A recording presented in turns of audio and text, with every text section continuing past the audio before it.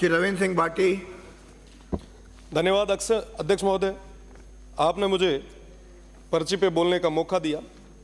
निवेदन करना चाहूँगा कि भारत और पाकिस्तान की सीमा पे कई सारे धर्म के बड़े केंद्र हैं, जिनमें से ख्याड़ा मठ अपने आप में बहुत बड़ी एक जगह रखता है। सीमांत क्षेत्र पर एक बहुत बड़ा आस्था का केंद्र है। भील समाज से आने वाले ख्याल जी ने उस समय जमीन उपहार के स्वरूप रत्ताकोट से आए महाराज सहजनाथ जी को उपहार के स्वरूप दी थी, और जिसके फलस्वरूप ख्याड़ा मठ स्थापित हुआ। पश्चिमी राजस्थान का ये बहुत बड़ा आस्था का केंद्र है। मेरा निवेदन है प्रदेश की सरकार से, कल शिवरात्रि भी है, आप बड़ी घोषणा इन जो आस्था का बहुत बड़ा केंद्र रखने वाले ऐसे जो मठ हैं उनके लिए आप कोई बड़ी घोषणा करें।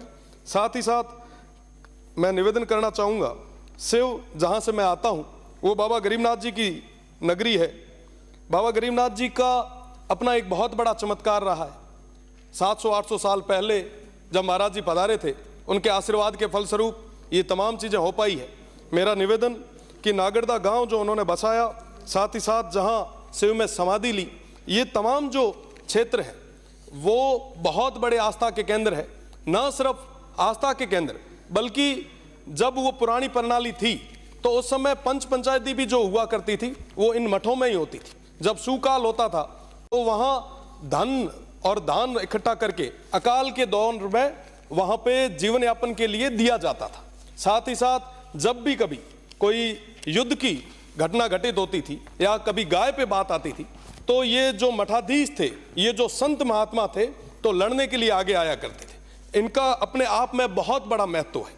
आज हमारे बीच में पोकरण से आने वाले विधायक भी हैं, अलवर से आने वाले विधायक भी हैं, बालकनाथ जी हैं, बाल मुकुंदाचार्य जी हैं। मैं इन सभी से भी निवेदन करना चाहूँगा कि आप एक प्राइवेट बिल लाएं और तमाम जो मठ हैं उनके बारे में एक विशेष आप अपील इस सदन के माध्यम से करें। साथ ही साथ शिव और नागरदा में जो ये हमारा मठ है, बाबा गरीबनाथ जी की ये जो धरती है, इसके लिए गवर्नमेंट विशेष करके एक पैनोरमा और इसके अलावा भी आप कुछ कर सकें तो आप प्लीज कराएं। साथ ही साथ मानसरोवर जो तालाब है उसके लिए भी करवाएं। मैं साथ ही साथ अध्यक्ष महोदय, चंचल प्रयाग मठ है हमारे बाड़मेर का एक बहुत बड़ा मठ है जिससे लाखों करोड़ों लोगों की आस्था जुड़ी है।